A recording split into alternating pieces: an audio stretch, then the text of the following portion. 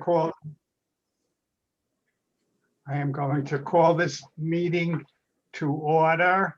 I'm going to welcome David Benish. I think you all received email from Rachel that she's temporarily leaving us for about 6 months. And David is going to admirably fill in. David, why don't you introduce yourself for a second? You're not a stranger since you briefed us already. And also read the Zoom announcement too as part of it. Sure. I'm David Benish. I'm development process manager here, a similar position as Rachel's. And yeah, as Rachel's email indicated, just for staffing purposes and workload purposes, we're moving some people around, and Rachel is shifting some of her assignments, and I'm going to pick this up temporarily. We thought it would be a good way for you sort of can get a monthly update on the Rio corridor plan, as I'm going to be here monthly with you. So it seemed like a good choice, at least in that regard. And at the we'll do this for the next few months, and then we'll assess how the adjustments are going and see if we need to make further adjustments. But that's the extent of it. Do you want me to go ahead and jump right into the required Yes, please. compliance statement? Okay. Yes. Well, let me do the compliance statement then. Let me find the wording here. This meeting is being held pursuant to and in compliance with emergency ordinance number 20-A16, an emergency ordinance to ensure the continuity of government during the COVID disaster. Committee members who are electronically present at this meeting are, and apologies for some if I mispronounce your name, I will learn that quickly, I hope. Todd Cohn, Rick Seaman, Peter Thompson, Nicole Scrow, Marty Davis, Lee Condor, Judy Schlusel, Tom Paoletti, Marty Meth, and Audrey Kocher. Coker, okay. And also Ned Galloway, liaison for the Board of Supervisors, and Daniel Bailey, liaison for the Planning Commission, are in attendance. The persons responsible for receiving public comment are in the Places29 Community Advisory Committee. The opportunities for public to access and participate in the electronic meeting are posted on the Albemarle County calendar. And the staff members that are present for this meeting, myself, just introduced, David Benish, and Tim Padalino, a chief in the Albemarle County Department of Parks and Recreation, and Carolyn Schaefer, the clerk for our Planning Commission. Thank you. That's it. The first item on our agenda is approval of the minutes from our April meeting. We didn't have one in May. Does anybody have any comments? No. Can I just get a motion to approve? I'd move to approve the minutes. Thank you. Second. All in favor, just raise their hands. Thank you. Anybody abstain? No. Okay, so that's the minutes are approved. The first major item on our agenda is this presentation of the Rivanna River Greenway by Tim Padalino. Tim, the stage is yours. Thanks, Marty. Yeah, good evening, everybody, and thanks for having me on your agenda tonight. Bear with me for just a moment while I get my screen set up to share this presentation.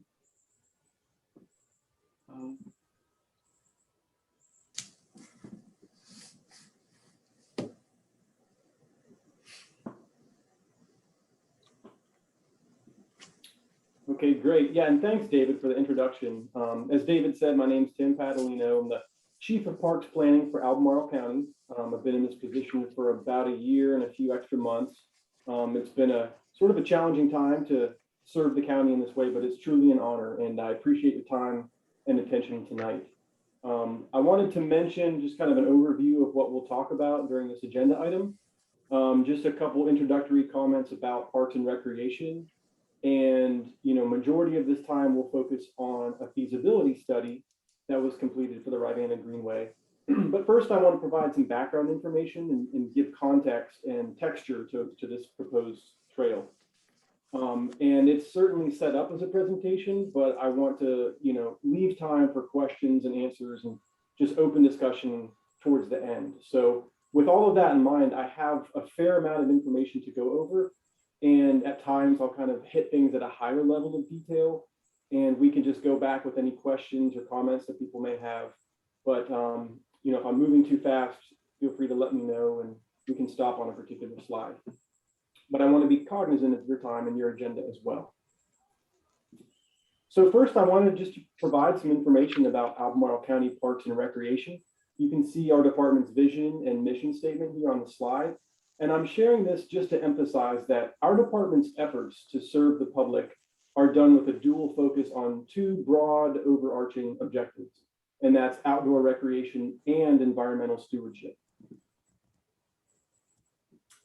And I know that one of the main purposes for listening to this presentation, or maybe watching the recording later, is to learn more about a recent feasibility study for the Rivanna Greenway. And specifically, the main focus of this agenda item tonight is the section of the planned Rivanna Greenway between Route 29 at Polo Grounds Road and Brook Hill River Park, downstream to Darden Tow Park and Penn Park in Charlottesville. And that section of the river is about 4.5 miles long. But before getting into all of those slides, I wanted to take time to articulate how this project is also much more than just a new trail, however cool and fun it will someday be. So I often, and others in Parks and Rec, often use the term Rivanna Greenway, but that's not actually the complete picture. This is actually one component of Albemarle County's Greenways and Blueways program, which means the scope of our plans and projects needs to include trails on land, as well as water trails and infrastructure to access the river. In this case, as you'll see, there's an opportunity to improve facilities and services for the Rivanna Blueway, or the water trail, by further developing Brook Hill River Park, so that there's an expanded, improved public boat launch and landing and river access spot that's safe and convenient, as well as just providing new trailhead facilities that could be used for both river and trail users. So this slide just emphasizes that we're talking about a greenway, but really greenways and blueways, land trails, water trails. But it's really even much more than that. And there are bigger, broader goals and opportunities. And that's because county parks and greenways can and should provide multi-dimensional experiences for users and visitors, including outdoor recreation on land and water. Yes, definitely. But also things like contact with nature and wildlife observation, opportunities for environmental education and stewardship activities, historic preservation and interpretation, and other programs and resources and activities to highlight our local natural heritage and cultural heritage.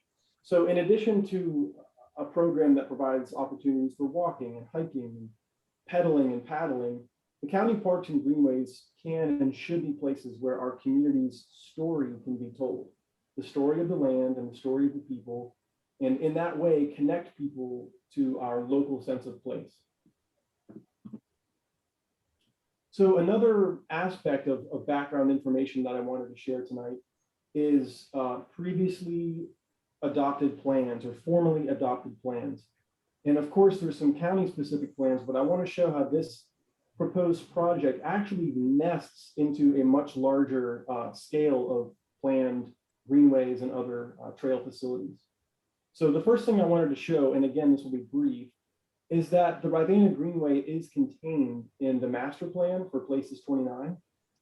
What's on the screen here is the Parks and Green Systems map, the southern portion of that map in the Places29 master plan. And obviously it's hard to see this legibly at the scale, but The Parks and Green Systems map does include trails and in some cases paved trails along this section of the river between Brook Hill River Park and Penn Park in the city. Not just for the development area, but countywide, the Rivanna Greenway is part of the overall Greenway plan for the development areas. And I didn't show the countywide Parks and Greenways plan, but it certainly shows up in that countywide plan as well. Looking at an enlargement of this Greenway plan for the development areas, you can see how it's a little clear how there's planned Greenway on one, or in some cases, both sides of the Rivanna, through Places 29, through Pantops, to and through the Village of Rivanna development area, all the way to the Fluvanna County line and Buck Island Creek Park, or future Buck Island Creek Park. And it's, as I mentioned, it's not just a county-wide vision, but really it's part of the regional vision for trails and access to the outdoors. This is just a snippet from the Jefferson Area Bike and Ped Plan from 2019 that was created by TJPDC and the Piedmont Environmental Council. Even the Virginia Outdoors Plan includes what they call the Rivanna River Trail or the Rivanna Greenway as part of the featured projects for our region, and even shows it on a statewide map of the proposed and existing state connecting trails. So this is a long held vision for a greenway along the Rivanna. It's been adopted at a variety of scales, including local, regional, and statewide. And so there's a strong foundation for this vision.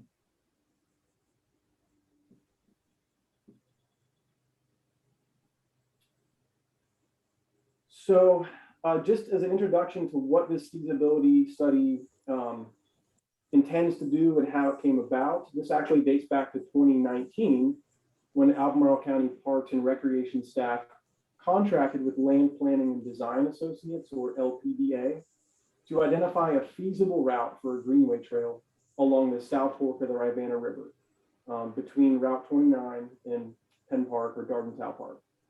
So that year and going into 2020, LPDA and county staff conducted physical and visual investigations of the river corridor, reviewed past planning documents, met with local landowners and developers, and determined the status of ownership and the presence of easements or the absence of easements in some cases. And then LPDA developed a sort of summary of opportunities and constraints. And the whole feasibility study effort culminated in this document that we'll look at tonight, which identifies specific proposed improvements.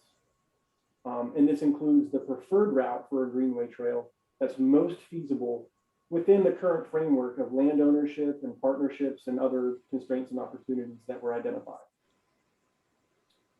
So before jumping into the actual sheets which show the proposed project, I can just provide some very high-level summaries of that analysis, which is including the characteristics of the river corridor, this section of the river corridor.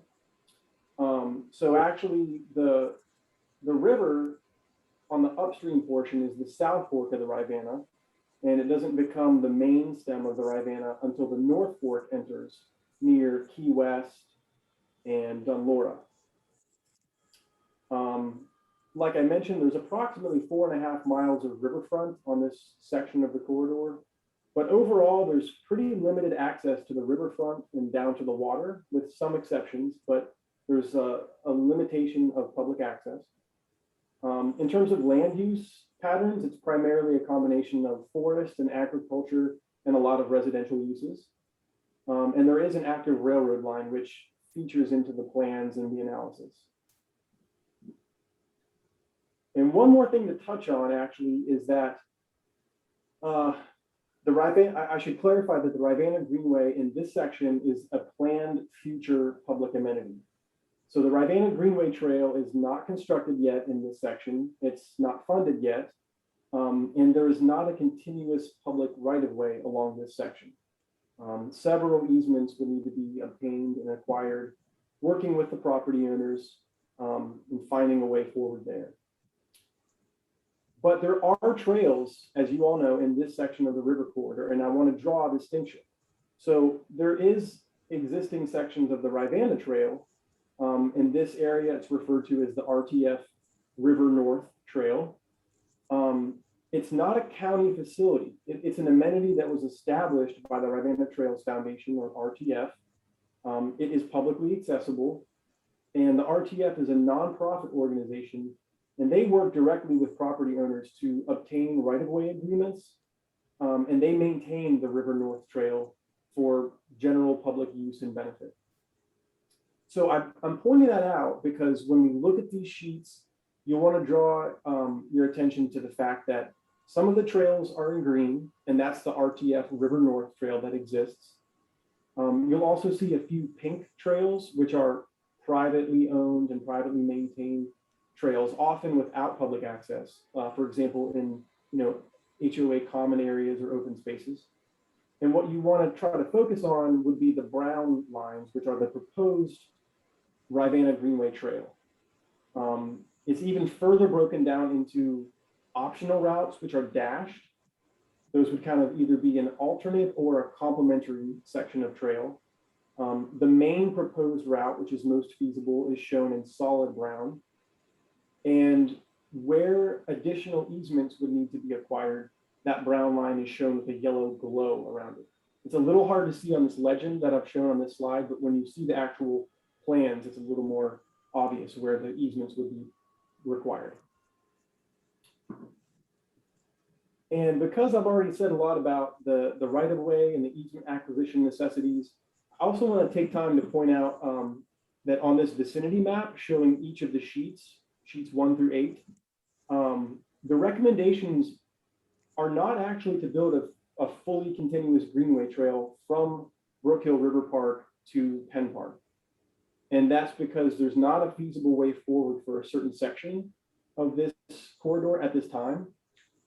So what LPDA has done, and you'll see it in detail, is prepare a project that would start at Brook Hill River Park, go down to the end of Belvedere, and have a small riparian pocket park in a loop trail where users and visitors could then return back to their car or bike rack or whatever.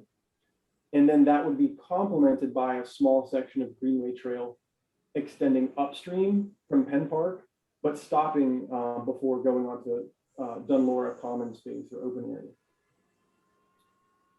So that's something I wanted to point out at this full scale before getting into the sheet by sheet overview of the proposed improvements. So without further ado, we're going to start at sheet 1, and that's at the upstream section. To orient you, this is Route 29 here, and this is the county-owned property, Brook Hill River Park. It's currently open and usable, but it's not very highly developed. If any of you have put a kayak or a canoe in here, you know that it's a little bit challenging right now. And there are plans under review to get approval to construct the first phase of Brook Hill River Park. It's not funded at this time, but at least we're moving forward with the site planning approval process. So the recommended trail would start at the park and go under 29 and just continue downstream along the Monue property. And we understand the importance of having a separation of uses. So that could be a split rail fence to keep some of the soccer activities and some of the trail activities physically separated. And it would just continue downstream. I'm going to skip to sheet 2 and continue downstream here. A bridge would be required over this tributary. And somewhere in this vicinity, there will ideally be a connection up to Brook Hill, the mixed-use development being constructed now. Brook Hill and Riverbend Development have committed to building a bike ped tunnel underneath Polo Grounds Road. So the county will be working to provide a public connection over time between this planned future Rivanna Greenway and the Brook Hill community. You can see that the proposed improvements would continue downstream across the Wells property, which is sort of a commercial or industrial property. And then there would be 2 optional locations to provide what would be the most expensive and high profile piece of infrastructure for this section of the Rivanna Greenway. And that's a bike ped bridge across the Rivanna. That would require a lot of additional further study to understand the pros and the cons of perhaps a bridge in this vicinity, or alternately a bridge in this vicinity. But for this planning level of detail, LPDA put 2 optional locations in this feasibility study. So whether you continue on river left or river right, you would need to get to river right by the time you're at Still Meadow. And there's an easement. Actually, it's a fee simple property that the county owns along the river in this section. So you continue downstream. There's some substantial work that would need to happen here with the railroads to make sure that they approve of the use and also the structure that would need to be built to protect trail users from the active railroad line. Those arrangements and agreements are not in place, but there's some drawings that have been prepared by LPDA to share with the railroad and begin working on an agreement to pass safely under the railroad with their permission. There's also a little bit of detailed reconfiguration that would be beneficial to this greenway and probably beneficial to Still Meadow as well, but it's probably not worth drilling down into those details during the presentation. It's something that we could talk about during question and answers, or just kind of, hold off until the future. But there's a couple different details right here at the railroad and at the downstream end of Still Meadow that's going to require some more work before a clear pathway forward is identified. So the trail would continue downstream here on the county-owned property that was dedicated to the county by Belvedere. And it's fairly straightforward in this section. There's a few instances where LPDA recommends rerouting the trail to avoid sandy areas or riverbanks that are subject to potential erosion. You can see as we continue downstream that there would be need for additional footbridges across the tributaries that come into the Rivanna. They proposed a pocket park here at this location, just a small series of benches or tables with some passive recreation opportunity. And then continuing downstream here to the end of the greenway property that Belvedere has previously dedicated to the county.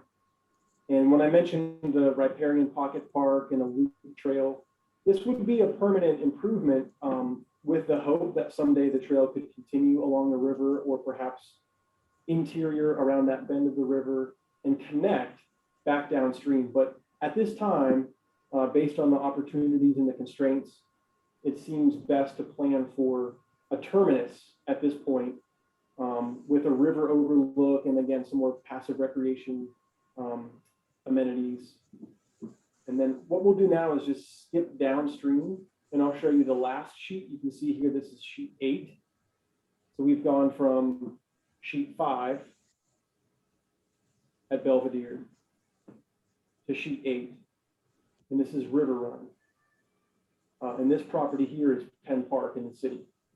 So the other proposed improvement would be an extension and an expansion or widening of the trail upstream to an overlook that could potentially even serve as a portion of a future bridge, be repurposed as a bridge if or when easements are obtained between those two sections.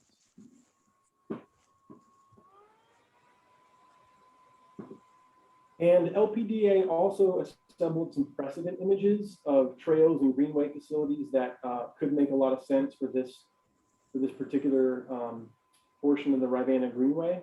You can see they've included trails that would have a crushed stone surface or a stone dust surface, and also an example of an asphalt paved trail. That decision has not been made at this time and is even the kind of decision that could be a trail that begins as a crushed stone trail and over time becomes paved if it makes sense. But I wanted to point that out because that's a question, often one of the first questions we get is, will it be paved or not? I just wanted to point out that that decision has not been made at this early stage.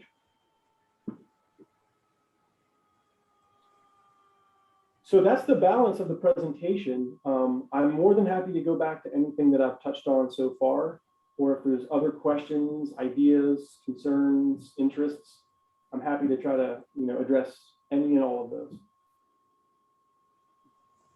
Okay, thank you. I think the way we'll try to do that is if you raise your hands physically for those who have video, and I'll also try, and I'll ask David also to try to monitor the participants list if you can also use the raise the hand function.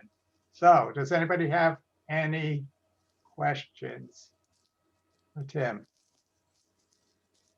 Audrey? Thank you very much. It's a beautiful trail. I think a lot of people would be interested in using it. I was listening and looking at everything as quickly as I could. Are there parking access along the trail other than at the bridge at 29? Access to the trail? Yeah, thank you, Audrey. That's a good question. The plan or the study doesn't really identify additional vehicular access points other than Brook Hill River Park and coming down to the river from Penn Park, where there's some existing parking lots, of course.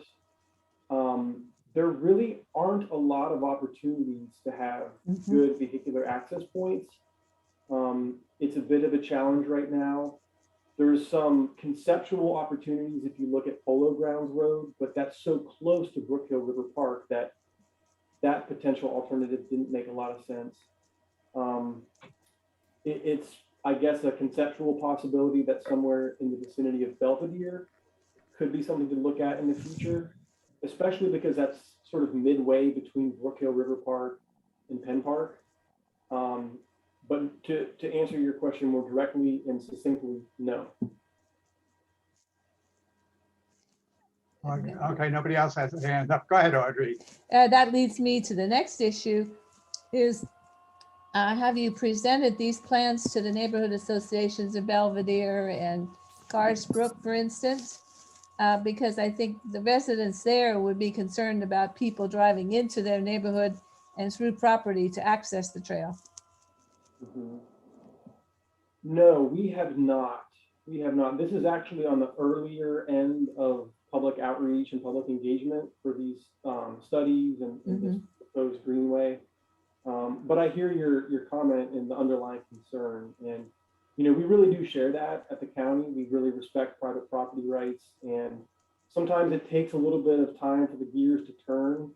But when we get, complaints or concerns from residents about unauthorized parking, we really do rally between different departments to address it, even to the point where a new policy was established or is in the process of being established this month to kind of deal with that more efficiently through signage or other enforcement measures. It has become a little bit of a problem in certain parts of the county, especially during the pandemic when, access to the outdoors was at a premium and usage levels spiked. So we are sensitive to that and would be more than happy to talk to any and all HOAs and other community associations. Thank you. You're welcome. Any, Rick, and then Judy. Yeah, Tim, this looks really interesting. One thing I was curious about is, are there, or was part of the analysis looking at a better connection between Penn Park and the trail, particularly perhaps in the area behind the picnic shelters or off of the exercise trail, where now there's a kind of a rustic trail that allows you to go from that exercise trail down to the river? Yeah, I think there's certainly a clear opportunity for improvement there. In terms of like detailed recommendations, there aren't any other plans or ideas that I'm aware of. We do have a pretty good open working relationship with the city. Chris Gensick is their trails planner. So it sounds like something we should bring up at our next monthly land managers lunch. Yeah, because that would provide an alternate parking location, at least for that portion of the trail. That's right. Okay, Rick, thank you. I was before Judy had come on, I was going to say, if Well, also, we have some public participants listening in. I'll also go to them afterwards. Judy, you had a question? You're on mute. You're still on mute, Judy. Okay. We can't hear you.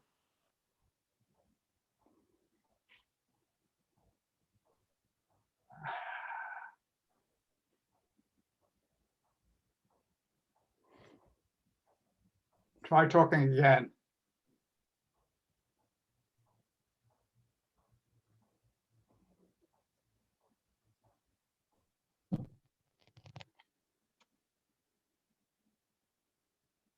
Now it looks like your microphone's turned off. Right. Well, that's a good idea. Is the microphone on your computer turned off? That's Rick's.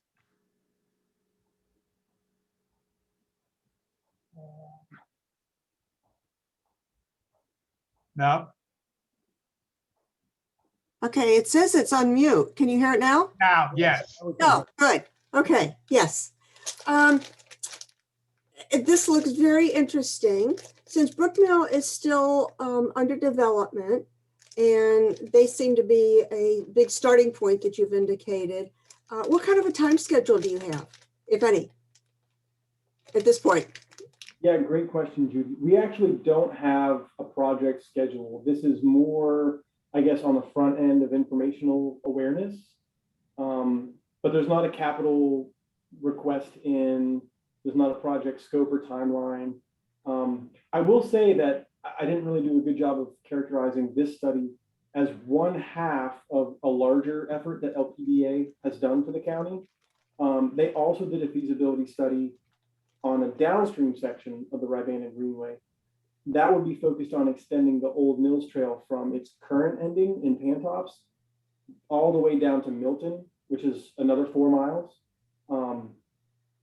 That project is a little bit more, it's a little further along in terms of cost estimates and some other tactical strategies, but this section is not so close. Don't have a schedule for you or a target date. Thank you. Thank you. Do any of the members have a question? Todd? Yeah, you hear me? Yes. How about a connection between the trail on Berkmar, the Berkmar extension down to the Brook Hill Park, like a pedestrian or cycling trail? Yeah, great idea, Todd. That was not part of the scope of this work that LPDA did, but just from a general, community planning and long-range planning perspective, that's something that I support and think we should be doing. The county has made such an investment along that corridor, along Berkmar, for shared use paths and on-street facilities. It just makes total sense to have a safe, convenient connection down to the river and to this, future planned greenway. It's not shown on this plan because of the project scope. I won't pull it back up, but this greenway feasibility study does include a connection up to Polo Grounds Road. And I know as part of Brook Hill that the developer is doing some streetscape improvements and other infrastructure. So there's sort of an indirect plan to get there, but it's not complete and not fully fleshed out yet. That's a lot further if you're on foot. It is, and ideally you'd come under the bridge to Brook Hill River Park and then continue on Advance Mills Road. I don't think anybody wants to cross 29 right there. No. No. So Thank you. Okay. Any other questions? Okay, I'm gonna just see if any of our public attendees have any questions. They both have their hand up. Okay, why don't we, in my order, it's Stephanie Carter. Why don't we do her first, please? Okay. All right, Stephanie, please unmute yourself and start speaking.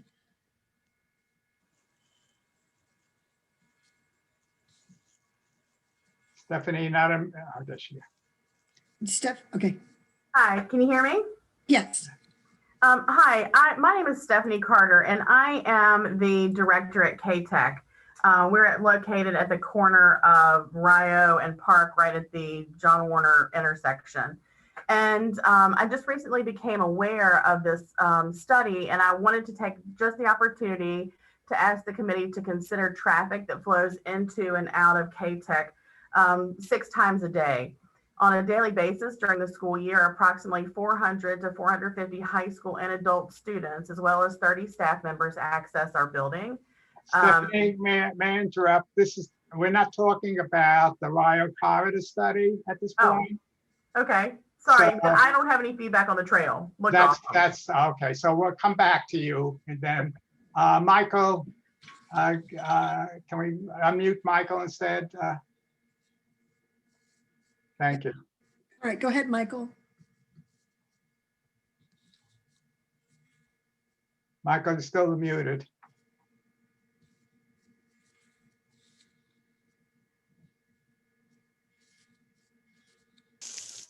Michael, you're still muted. Can you unmute so you can speak?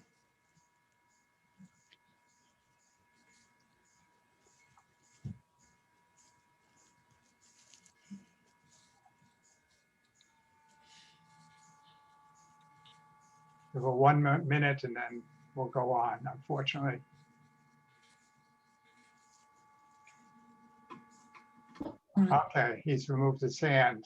Okay, we will, maybe he can come back later. Later on, we'll see. Okay, and Stephanie, Okay. hold on too. Yep.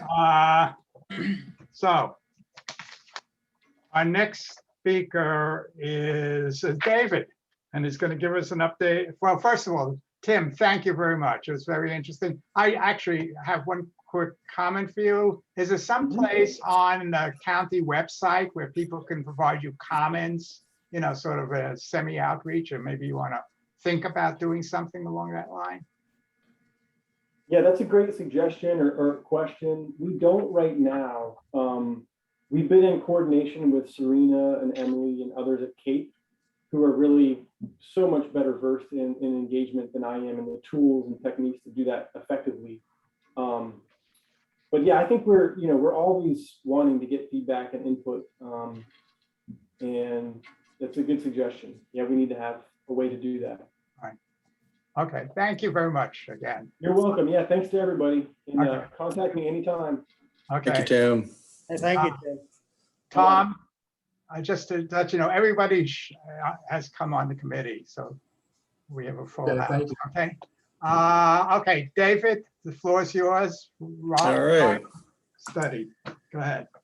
Let me, can everybody see the screen? Do I have okay, good. Well, I'm going to try to be quick to give opportunities for questions and hopefully answers for you. But my main goal here today was just to give you kind of a timing update of where we are and what the next steps are in the process. I think all of you know that the Board of Supervisors did approve funding for a second phase or an additional phase of work for from the John Warner Parkway to the city limits for the 2-lane section. So that work is just getting underway. So this update that I'm providing you right now is still kind of broken down into 2 phases. So we'll start with what I'm calling here phase 1 now. If you're familiar with what we have on site in our description of how we're stepping through the process, there are 4 publicly facing sort of stages in the activity. There is a defining stage. There was a discovery stage, which was sort of getting the background information about the area, and the consultant has pretty much completed that work. They're now into what we call the defining stage, which is developing conceptual alternatives.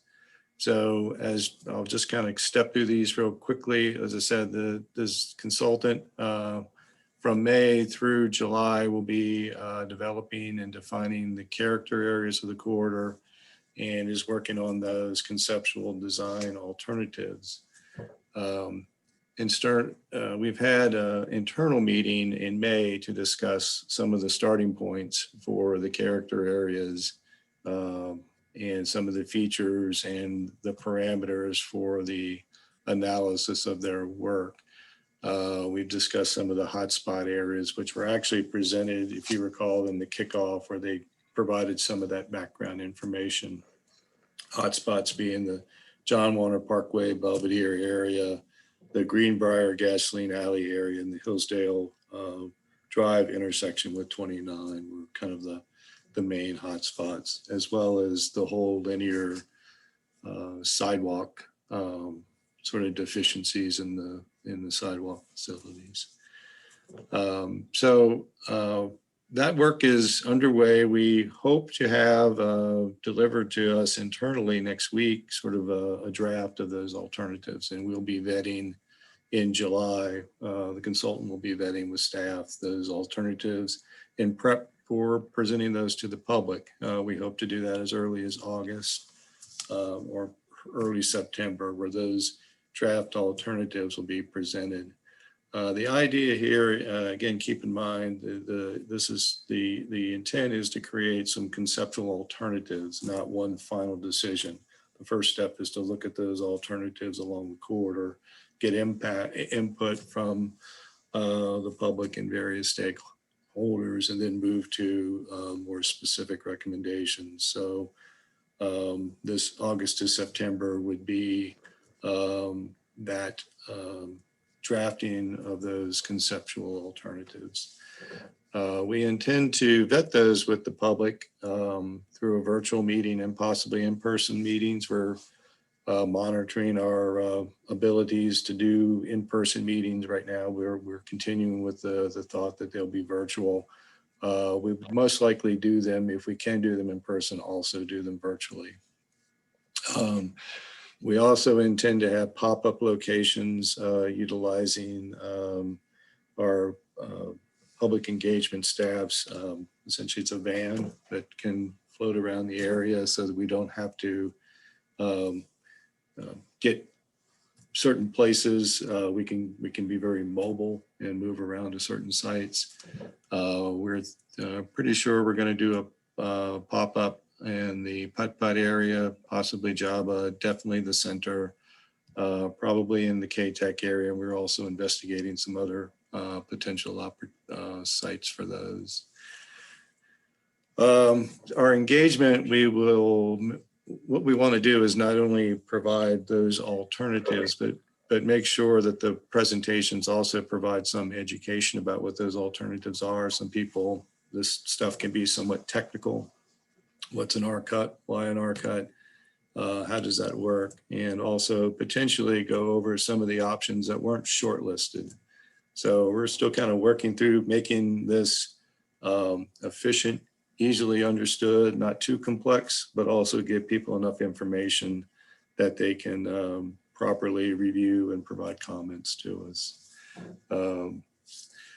We'll post those conceptual alternatives on our project website, and we'll be providing opportunities for us to receive comments through that.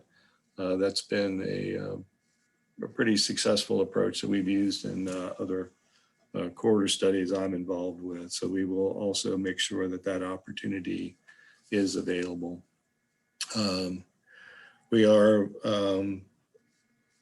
We'll be holding what we'll call stakeholder meetings or representative meetings with impacted property owners. We haven't settled on who those are exactly yet. We do think we'll want to engage with ARB staff or possibly the ARB, some city representatives and impacted property owners. We're gauging the level of input that we're receiving. We want to ensure that we have as comprehensive of input as possible, or at least we provided every opportunity to get that. So some of our stakeholder meetings may be geared to areas where we have not been hearing from people, just to ensure that we've at least given them the best opportunity to respond.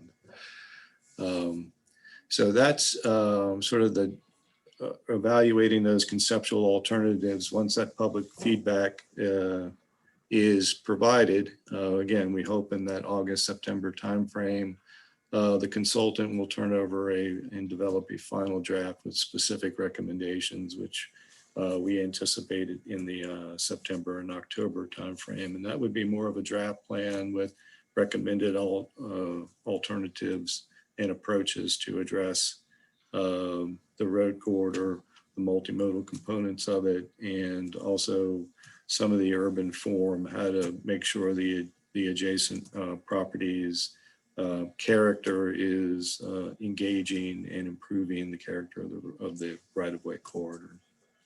So we expect that developed, what we call the developed plan, in that September, October timeframe.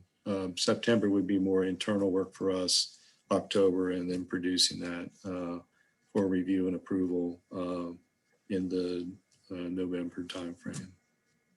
So that's phase one.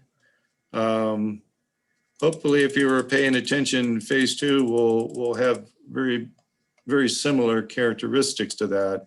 That work is going to begin in earnest in July. We actually have our internal kickoff meeting between staff and consultant.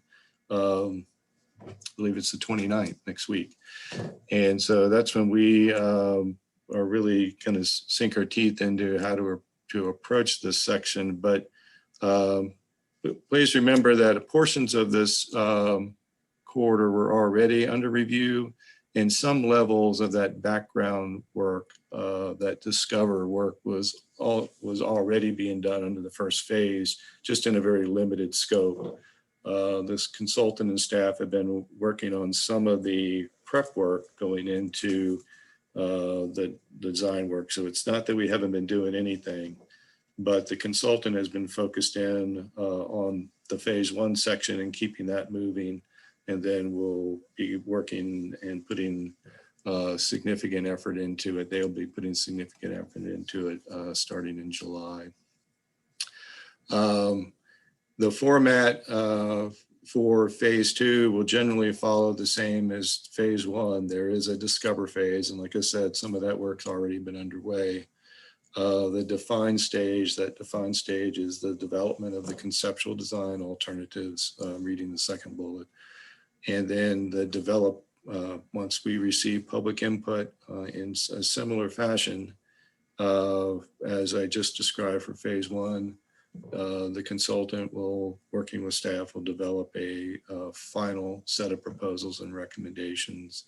And the decision phase, or the decide phase, is that work done with the Planning Commission and Board of Supervisors for their adoption. What we anticipate, or one thing we do want to point out, I think it's probably obvious to all of you, these two road sections are different in character.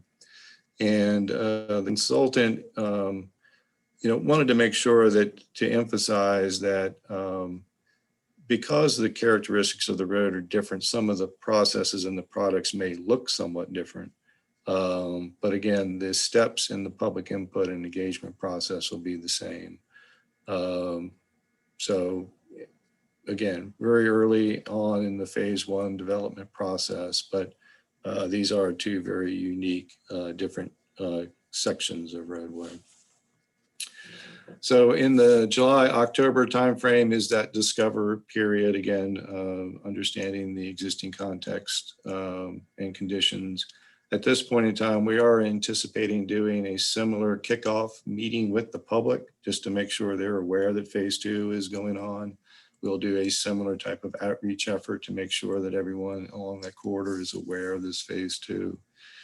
And then in the November, February timeframe, or excuse me, in the July to October timeframe will also be, well, in the November, February timeframe, we'll be defining the conceptual alternatives, just as we discussed before. Once we get that input from the public and that background work is done, we'll go into conceptual design.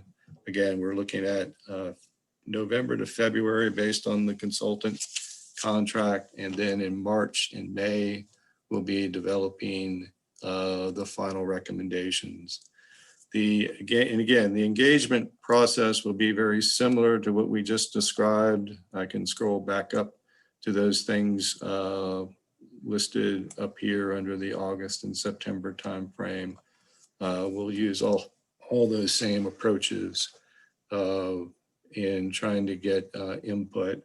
With CAPE, our community engagement, we've already discussed possibly pop-ups at the Penn Park area, and then again, perhaps a second time around at KTEC, and possibly in the Lockland Hills or Stonehenge area. That's partially just due to making sure we capture part of that end, and finding locations in that area is a little bit difficult for spacing, but definitely Penn Park and KTEC. We may consider one or both of the elementary schools as a possible alternative, but we're pretty sure we're going to do something in that immediate area. Right now, we're kind of settled on Penn Park. So those outreach efforts will begin probably again in that August timeframe. Let me scroll back down to this phase 2. So that's when hopefully we'll be out and engaging with people and letting them know that this phase 2 is in, to make sure that they provide comments to us on the website in covering this phase 2 area, since what has most of our comments have been for the phase 1 area, although we have received a number of them that pertain to this phase 2 area. We want to make sure people are giving us those comments as we start on this phase 2. So that's maybe my not so quick update on where we are and what our steps are moving forward. I'm going to distribute this to you all after the meeting so that you have it. So I'll stop there. I'm sure you have many questions about stuff that I've gone over or perhaps haven't gone over. So I will open it up, Marty, to whomever. Thank you. Okay, why don't you release the screen and we'll. Yeah, I'm getting ready to. Yeah, it'd be easier. Yep. Okay, I'd like to try, I don't know if we're gonna have a lot of questions, but I'll try to make sure that everybody gets a chance, one question at a time. So Peter, I saw you were first up. Go ahead, welcome. Thank you, Dave. Welcome to our little group, and thanks for your presentation on this project, which you know a lot of people are very interested in. I just suggestion, I strongly encourage that we do both virtual and in-person community engagement. You know, our vaccination rates are high here, cases are low, people are out and about, and I think it's really hard for a lot of people to not see those large poster size plans, to be able to really look at detail and have feedback and give and take in the way that we usually do those community engagements. So I know the virtual is working really well for a lot of people, but I hope we do both for this round. And yes, the center's more than happy to host one of them. Thank you. Yeah, we completely agree with that, particularly for corridor plans. It's always good to be able to walk up to a map and really look at it. It's difficult to see things that span linear 4 and 5 miles. So we'll be trying to do that if we can. Anybody else? Questions? Tom? One question. One final plan drafted for the both phase 1 and phase 2? We're thinking that we want to make sure that you're asking for like the final document. Yes. Yeah, we're hoping that this comes together as one plan, but because of the timing of the work, again, same consultants working on both, and having started on the first and some desire to get some answers in that corridor sooner, we're doing this in a phased approach now, but we'd like for the plans to come together as one. So right now, just take this phase 2 and phase 1 is how we're stepping through it. The consultant does feel like these are very unique corridors. I tend to agree with them. So the character of the recommendations might be different. But we do want this to ultimately be seen as sort of a seamless plan. Thank you. Judy and then Audrey. Okay, first of all, welcome, David, to our group.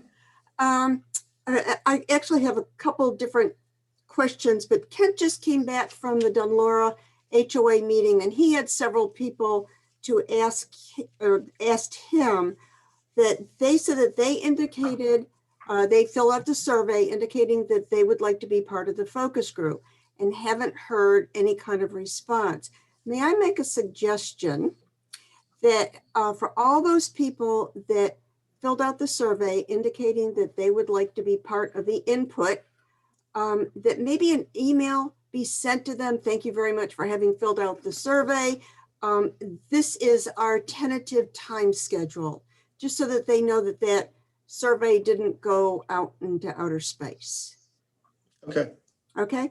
And then the other thing is you indicated that there was a kickoff for phase 1. I'm wondering if I missed it. When was that? That was, I believe, in January. We had 2 on a Thursday and a Friday, and the consultant actually was at that meeting and presented some of the characteristics. Okay, thank you for refreshing my memory.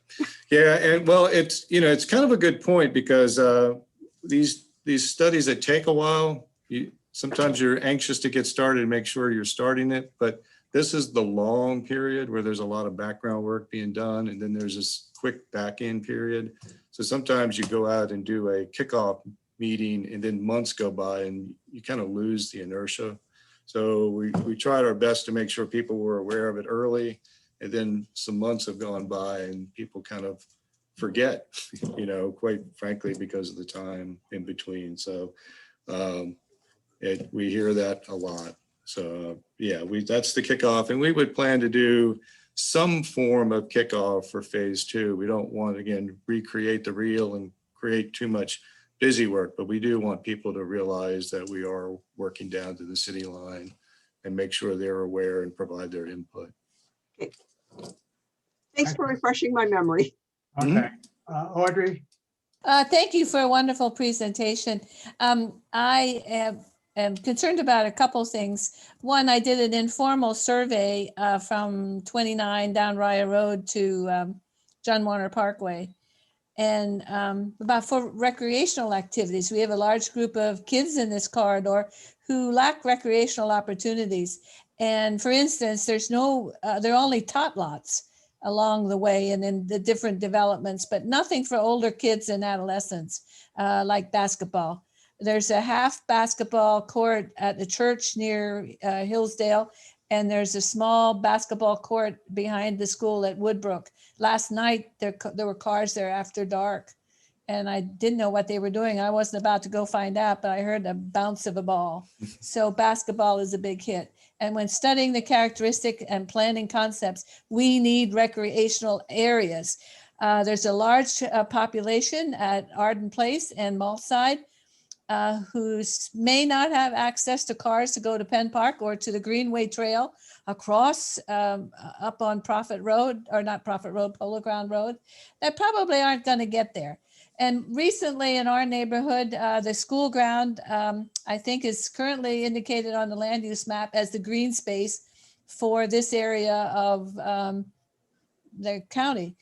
And recently the neighbors are talking about the fact that school is prohibited residents from being on the track behind the school ground on the basketball court when school is in place. There's a group of women who want to play basketball. And in Woodbrook, there's a group of Hispanic men who come on Sundays to play with soccer and bring their kids to play. We need recreational areas, and I'm hoping that concepts and surveys of this corridor will more formalize my observations. I just did some hit or miss things. Recreation, recreation, recreation. And the other one is when looking for input, there was a statement that said impacted property owners. Well, we have several large rental complexes in the area who may be heavily impacted by development, but aren't property owners. And I really want to speak up for those individuals so that there is input and that we don't end up ghettoizing groups of people in this area of the growth area. Okay, thank you. Those are all very good points. We had just to follow up on Audrey's point, we had the Office of Equity, I don't have the name right, Equity And inclusion. and Inclusion. So they'll be looking at in that area. Any other questions? Rick? Yeah, thanks, David. This is very interesting. One thing that I wanted to bring up was when Stephanie Carter was on at the beginning of the meeting, and I think was confused about which topic we were talking about. When I had discovered through other avenues that K-Tech had not been in any way part of the phase 1 discovery process, that was when I invited her at least to look at the materials that were available on the website and to tune in to listen to your update. You mentioned K-Tech a couple times now in terms of wanting to use them and perhaps a pop-up site. They've been totally unaware of all of the projects. They're unaware of the corridor study. They were unaware of the roundabout smart scale project. And, you know, I think that we're remiss in not in any way reaching out to what is one of the public schools in the county system to let them know what's going on. It's kind of an odd situation, as you point out, because they're sort of at the tail end of the phase 1 scope, and they're kind of at the very beginning of the phase 2 scope. They're sort of sitting at the nexus of the two phases of the project. And I think the point that Stephanie was trying to make was, you know, they are a little bit unique in the sense of a public school too, because it's more than just a twice-a-day bus run. They run 4 times a day because they run 2 half-day sessions. So they're running buses in and out of there 4 times a day. So I would just encourage the consultants, if they still have a little bit of time in that discovery phase, to at least talk to the folks at K-Tech and find out what some of their particular concerns are. That's a real good point, and I'll back channel with Kevin and the consultant about what information they have or haven't gotten from K-Tech in terms of background related to the roundabout proposal. I've been a little less involved in that. But the comment about the stakeholders and impacted properties were actually very specific to K-Tech and the gasoline alley as an example. We pretty much know almost any improvements in those areas are going to affect property owners or tenants in those properties. What we have been doing in the Ravenna corridor plan, which is a trail corridor plan, is not only do we do general public outreach, but we had individual meetings with those property owners to talk to them about proposals, concepts, and issues. I think at this point in time, the emphasis has been, let's get something in place that are concepts and then vet that with those individuals. But K-Tech is actually the key example, one of the key examples of those impacted property owners that we were intending to get with. I think it's a good point. Perhaps we should have, if we haven't, made better effort to get with them in advance of the meeting or this work process, but they are high on the list of having individual discussions with them. Okay, well, good. As far as I know, they've not been contacted at all. Yeah, well, I'll certainly back channel on that. Yeah. Now this second comment, this is kind of a combination, I think, for you and for Ned, and that is that in doing the corridor study, we now have 2 fairly major development projects proposed that are within the phase 2 area. And it concerns me that at least one of those projects may well, because it's a by right development may well even begin before the corridor study's done. And that, just doesn't seem like it makes a lot of sense. So I'm really concerned. I'm hoping that you or Ned can talk a little bit about where we are with the Rio Point development. I know is going back to the Board of Supervisors and back through the loops. We've not had any information about that one in its second iteration. So I'm kind of curious about where we are with that. This is sort of your other hat as our liaison person. Mhm. And then the Rio Commons project is the one that I'm concerned about, that is a by right development that may well impact, what the consultants are going to look at in terms of mitigation proposals for the phase 2 process. So, whatever comments you have about that, would be much appreciated. Well, I can touch on a few points, then maybe at the end, I can finish up with just an update on where those projects are. Ned, do you want me to go first, or did you want to jump in front of you? I can give my 2 cents, or you can. I mean, either way. Rick, I understand. I don't disagree with you, but a by right project, the timing of that there's nothing can be done about that. It's a by right project. The other project was going to be in my update down the road, in my liaison report, regarding the Rio Point, which is now the replacement for the Parkway Place. I'm not going to. Really, I can't go to a by right project and say you have to do this, that, or the other. It's their property, and if it's by right, they can develop it as they see fit. I don't disagree that it makes sense to do after they get the corridor study. I'm not disagreeing with that, but I can't force them to do something, or the county can't force them to do something if they want to proceed as they wish with the property. true, but I think the corridor study right now does not include them as a project of concern. So I'm saying add it to the corridor study and include the traffic counts and all the other projections that would be generated by that project, which has come online since the corridor study started. We're making the consultant aware when submittals come in the area, so they do know that. The Rio Commons is for 43 units. It's about a density of 6 units per acre. That's in an area that in our master plan is called for as urban density, that's 6 to 34. So it's actually on the low end of the comp plan recommendation. So certainly it's something we want the consultant to be aware of. And it actually falls into an area where the consultant is making consideration as part of phase 1. There is a stretch of this 2-lane section south of the John Warner Parkway that was being considered the Parkway Place frontage. So as we work on information for phase 1, that information will become available a little bit sooner than the completion of phase 2.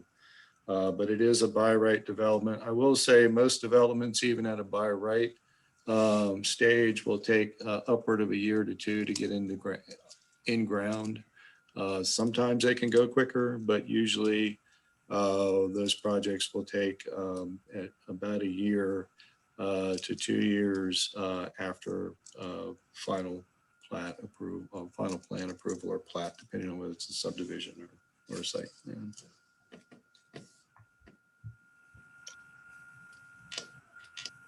Okay. Rick, are you all set? I'll come to you in a second, Audrey. Yes. Yes. Okay, thank you. Audrey? Before we pass by KTEC, I have an idea, and if it's not appropriate to bring it up now, please tell me. Could we make an outreach from this CAC to invite someone from KTEC to apply to be on this committee? They're an important player in things that go on Rio Road. Let's take that at some other time. Okay. All right. First Thank of all, you. we have a full committee actually at this point, overfull. So Yeah. Thank you. It's an idea, and they're welcome to be aware of it when the next time we have an opening. So, thank you. Other comments? Let me see if attendees.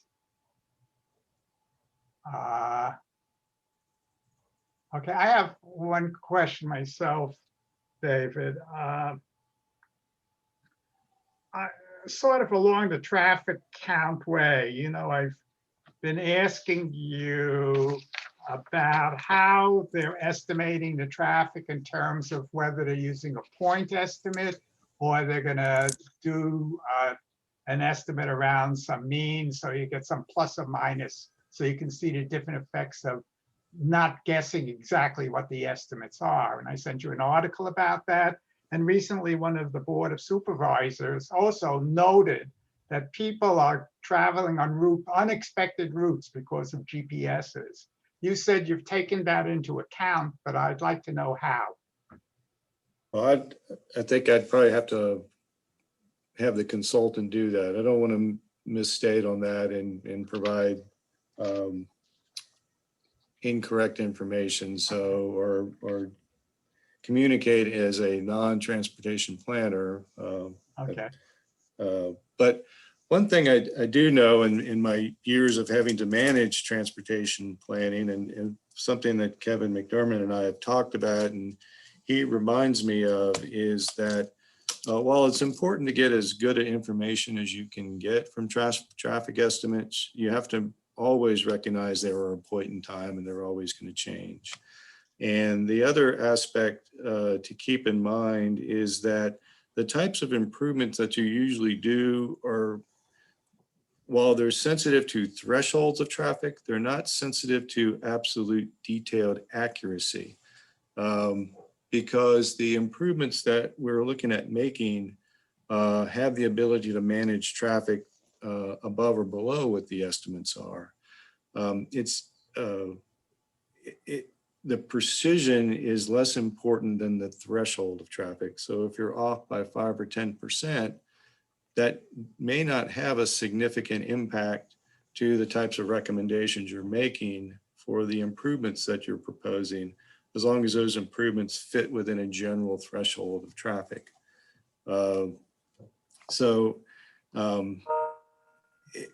Sometimes it's hard for me to explain, but I sort of learned it and understood it when I was learning how to do utilities planning. And, there aren't infinite numbers of pipes. There are certain pipe sizes, right? 12-inch, 18-inch, 24-inch, they each have a capacity. When you reach a threshold for a larger pipe, you build in certain capacities above what you might need moving forward for a long period of time. So, transportation also works that way. We certainly want to get the best information that we can get. And we're going to try to do that. We're going to look at the projections that are made through our long range forecasting and through the various traffic assumptions that the traffic models have made. But if we're off by 5 or 10%, they're probably not going to make that significant a difference of whether it's a traffic circle or a traffic light. Those have orders of magnitude that can kind of capture that range of traffic. I'm not good at explaining it, but I hopefully you get a sense that. I have a sense. I understand that. It's not exactly what I meant, but we'll talk afterwards and maybe we'll come back and revisit it. Yeah. In the interest of time, I'm going to try to move forward, so I'm not holding anybody up. Last call for questions, going once, twice. Thank you, everybody. So we have our 2 liaison updates. Ned, please.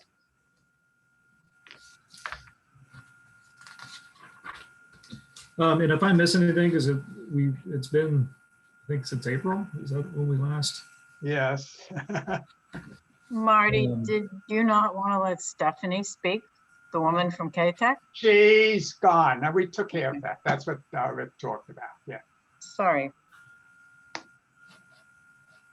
Let's see where we at here.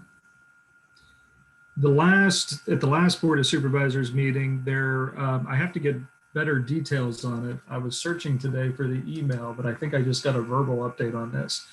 But a few meetings ago, there was talk about how the supervisors, we've talked about medians, especially concrete medians that are overgrown with Yeah. weeds and things growing up out of it. They're not on mowing schedules.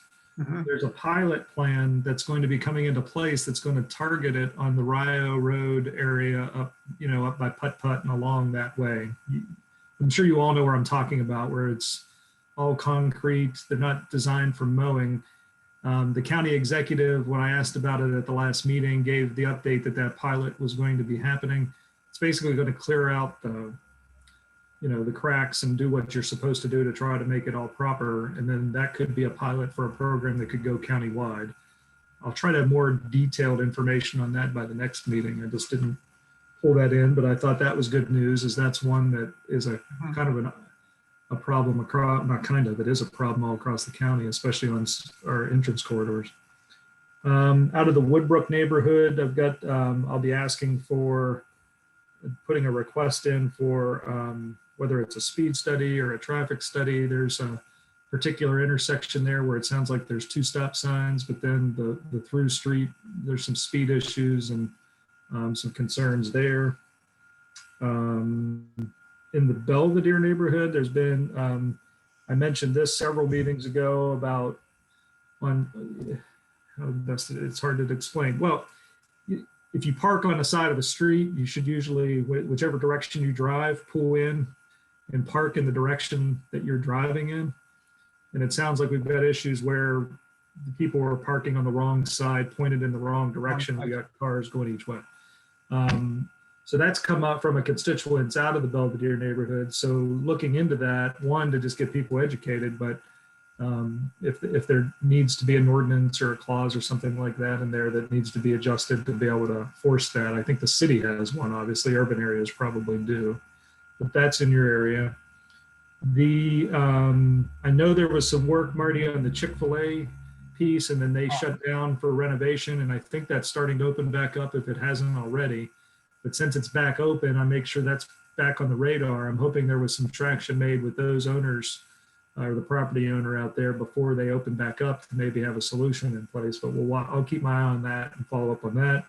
And then right across the street, I had put it on my note that that property was starting to get overgrown again. I think Nancy, this has been on your radar where, but then when I went back to Lowe's, it looked like it had been mowed a few days later. So I'm hoping that property owner stays on top of keeping that where it needs to be.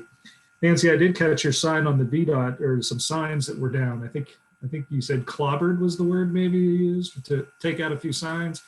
I know in the past, just from my own experience on my own street, when a speed sign went down, that when I asked about it, they directed me that you can report those sign downs via their website. And I think it's a pretty, I should double check that, but I think you can report that on the website at VDOT, and it's a pretty good reporting system and some pretty good action to get out there. Are those signs up yet, Nancy, or are they? No, it's Or are they not VDOT signs? southwest corner, the street sign for Hillsdale and Greenbrier. Somebody cut it off at the knees, and it's been lying flat by the Laurels. The problem, I thought that the city was able to manage its roads, not VDOT, when they did projects. And I think that Laurels is pretty close to being in the city. I can't promise you, but as you know, the city had control of the Hillsdale extension. I can put a note on the VDOT website, and I'll add that all summer, well, for about 6 months, somebody whacked one of the trees in the median right across from Big Lots on Hillsdale. We've been having a lot of little smacks and bangs in the corridor, and of course the traffic is back and the speeding is pretty bad again. Everybody's rushing out and about. Of course, we got real close to getting our housing policy passed. There are 4 items all related to defining incentives a little bit more clearly versus being very ambiguous. And that'll likely be coming back. Well, not likely, it'll be back for the board at our next meeting. Either with define timeline and or some specific incentives that we can immediately define. And then the last one on my list was that the The Wetzel property, which was previous Parkway Place, which is Rio Point now. But that is back on the radar, and I believe could be back in front of the board by August. So that's going to go through the procedure that is required of them. The prior developer did do a lot of community effort ahead of the application. So this, whether this developer will do that or not, we'll have to see what they do. But I do know that they had reached out and asked for, there was kind of based on the HOAs in the area. I know the Donora HOA, I think Rick, I think you have your folks, your HOA, I think, I can't remember if the Belvedere one was in it or not, Yeah. but I've directed them to the property manager of the Donora HOA for the contact info, because I don't know if the people that were the officers and on those boards are the same as they were 2 or 3 years ago. So I'm fairly certain that developer will reach out to them and do some outreach. But we're starting to get into the get ready for landing again for that application to come back before the board in a couple months, provided that the agenda can be worked out that way. But that's the Well, one. also, excuse me, you still have to wait for the county planner to complete his evaluation. Yeah, I mean, they got to go through the process. I mean, anytime I hear a date, it's kind of a target, but as the chair, I get to be a part of the agenda pieces. So until I actually start seeing them on agendas, they even then can move. Right. So it's just got to go through the process. But I mean, I know that they're targeting, they were targeting end of summer. So it's on your watch list, of course. So you just all need to be aware of that. Okay. Yeah, I'll the comments from the staff planner are due to the consultant in July 7th, I think. So depending on what the developer sees in those comments, he may move forward or do something else. But that's the next threshold for us, is to get those comments to the developer in early July. But that's what I had on my list. So obviously, if there are things that you guys need updates on or would like by the next meeting or follow up, I'm certainly happy to make note and get that handled. Okay. Nancy, you had a question. Yes, you didn't say anything about the small area plan and form-based code. Will that then follow after your July meeting when you finalize, hopefully finally, the affordable housing issues? Yeah, I mean, the deferral for the form-based code was specific to that. So yes, I believe it would follow on the heels of the housing policy getting in. And the specific issue for the form-based code was very specific to the rental property, the 60% AMI, and those 4 issues in the housing policy that are still a little unclear. So definitely want to get that worked out. I haven't talked to Rachel specifically about the timing of it. I don't know, David, if you have any updates on that, but I mean, the whole plan was to let's get the housing policy passed.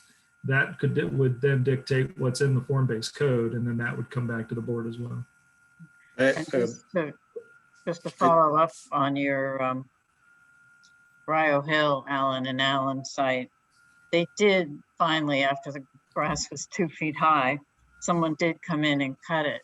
But the trash, and people are clearly hanging out there because it's drinking trash and food trash.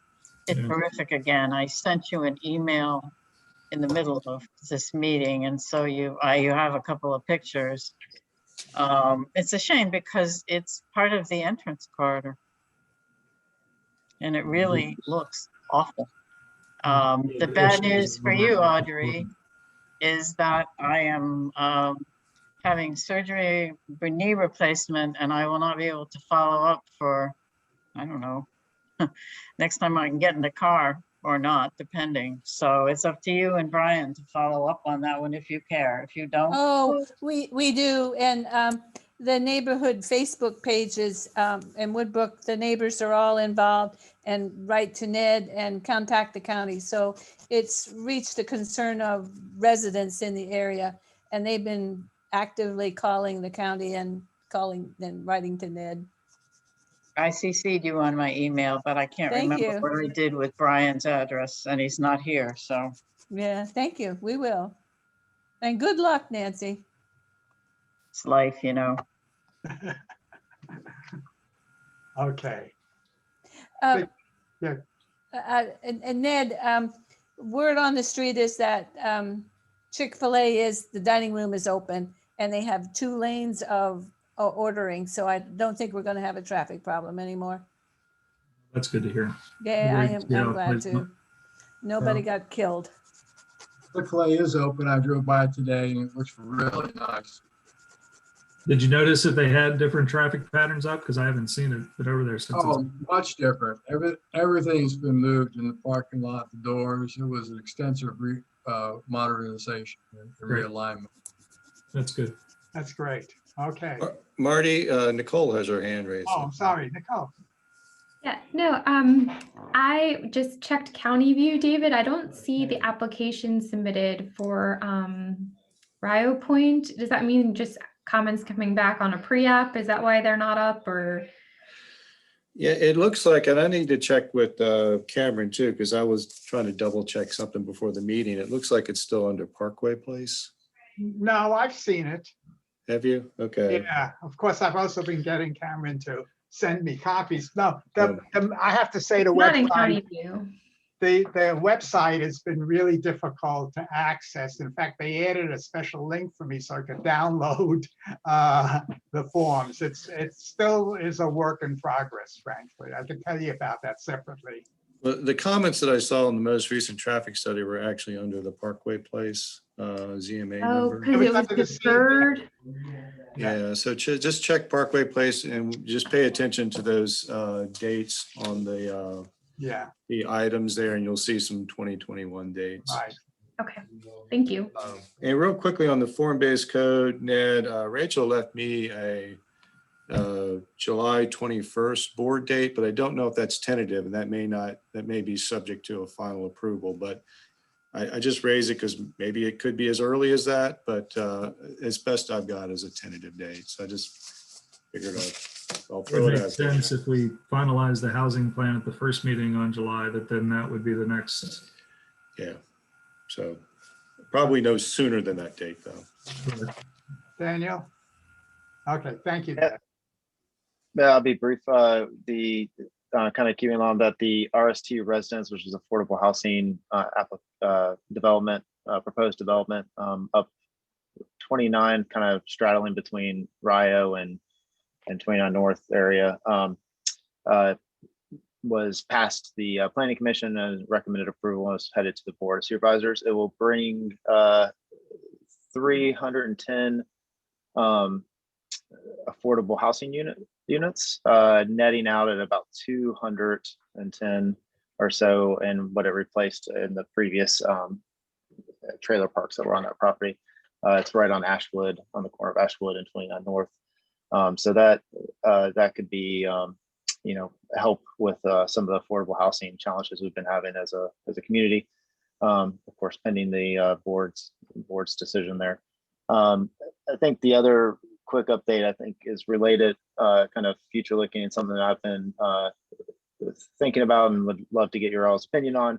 We had a really good review of the Crozet master plan. It's in its last night, and it was a work session, or Tuesday, excuse me. And we were in the transportation implementation plan, and I think one of the things that we were discussing around the growth of electric vehicles and where it is. And I say it's interesting that the county has put in 6 EV charging spots at the county building, if I'm correct, and are starting to do some pilot studies there. And the UVA has long had EV charging spots and usage. And so there's going to be some cross coordination, understanding what is the usage of those as we think about the redevelopment of Rio and the form-based code and the transition from a mainly gas transportation to increasing electric vehicles, and how does that play, and what's the county's role in it in different spots, and trying to promote the transition of that. So welcome any feedback or thoughts you all have on it, around electric vehicles and how that might play out in our vision for the form-based code and the redevelopment of Route 29. There's also a transportation study looking at 29, so that might be interesting also to plug in that, Yeah. excuse me, in that Yeah. as well.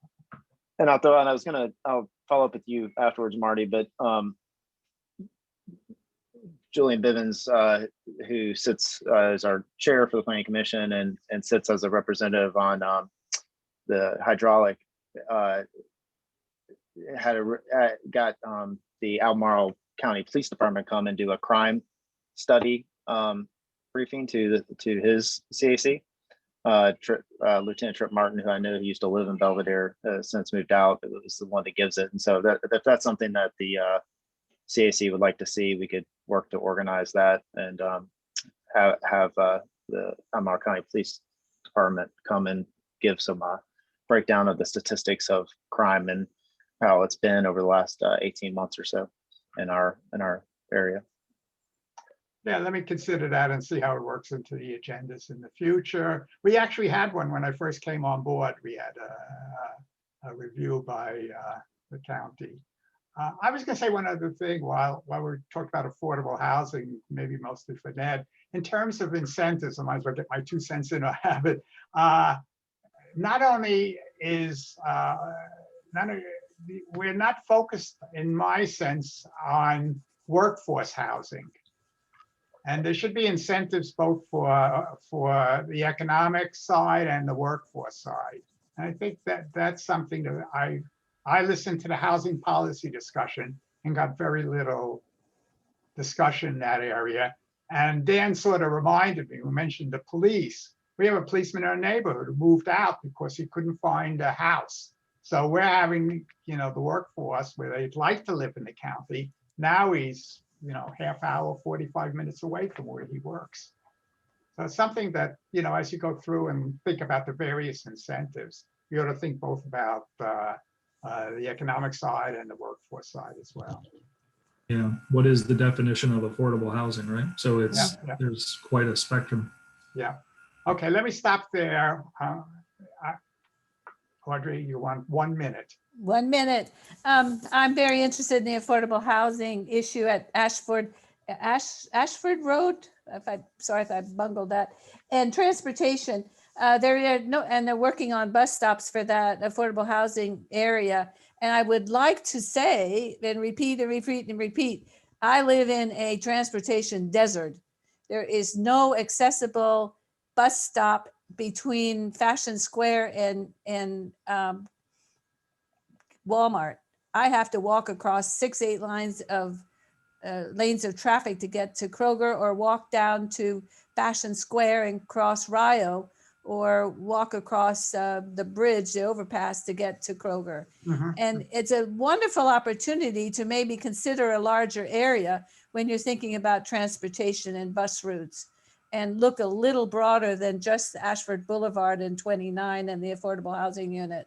No, there is a lot of work going on. I don't want to steal Ned's thunder. There is a lot of work going on looking at 29 itself and what transportation should go along. It's also on one of the watch lists. Yeah. And okay, let me go to that. So we have 2 more things, and we're running a little behind schedule. We have 3 things to do: the watch list, a meeting time, and the July meeting. So I am going to take 1 minute for the watch list. I'm not going to do it this month, but I did want to show it to you and tell you what you're going to see. I'll send it to you afterwards.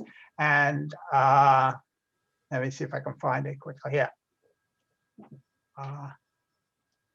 This is a little crude, but what I did was try to sort the watch list by the characteristics. I gave everybody homework, Ned, to look at,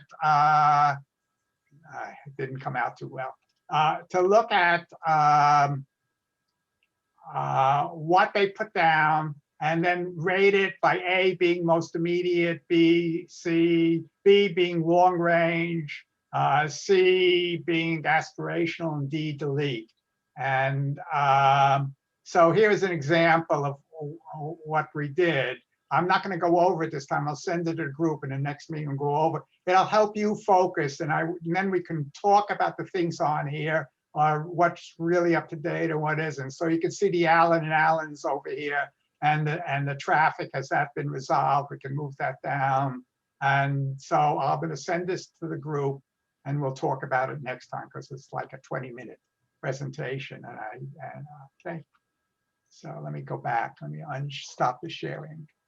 Let me ask about the meeting start time. I promised at the beginning of the year, we would examine whether we want to continue to meet at 7 o'clock. Does anybody have a motion or want to do something different than what we're meeting currently?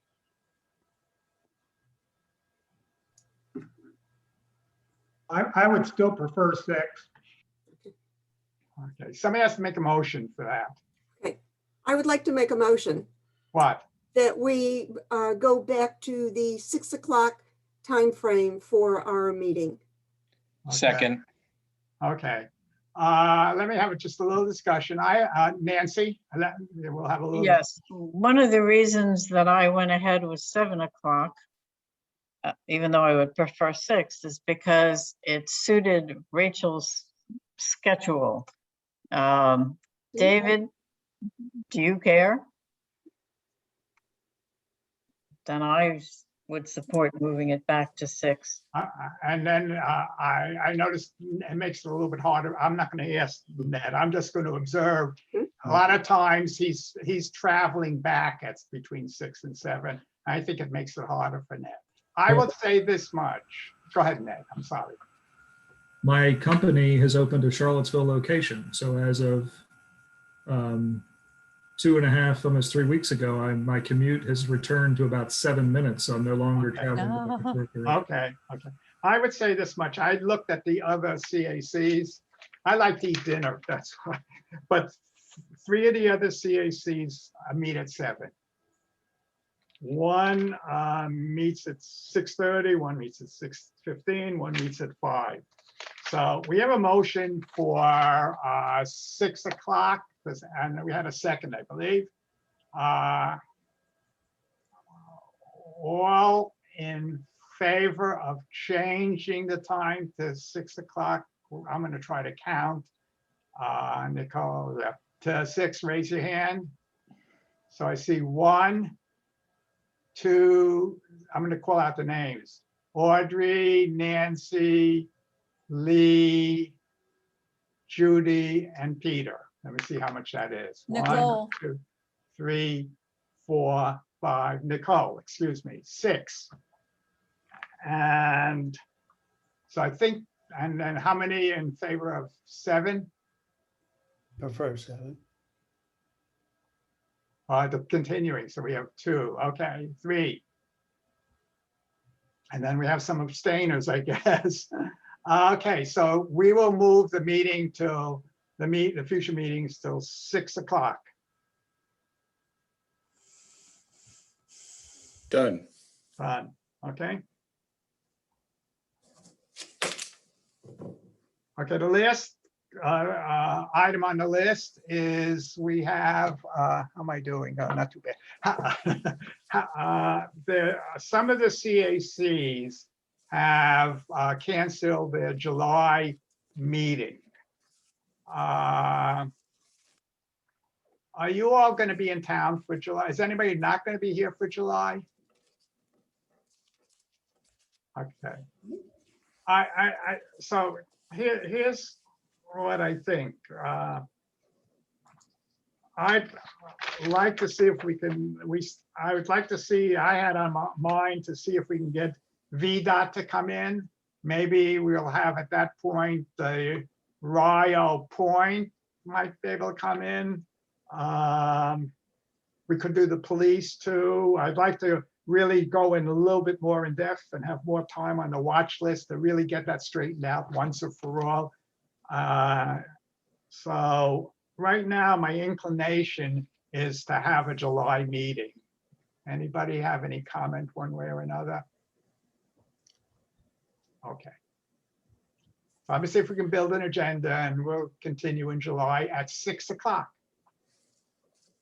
So I'd like to thank everybody. I'd like to welcome David. Carolyn, thank you for keeping us straight technically. You're welcome.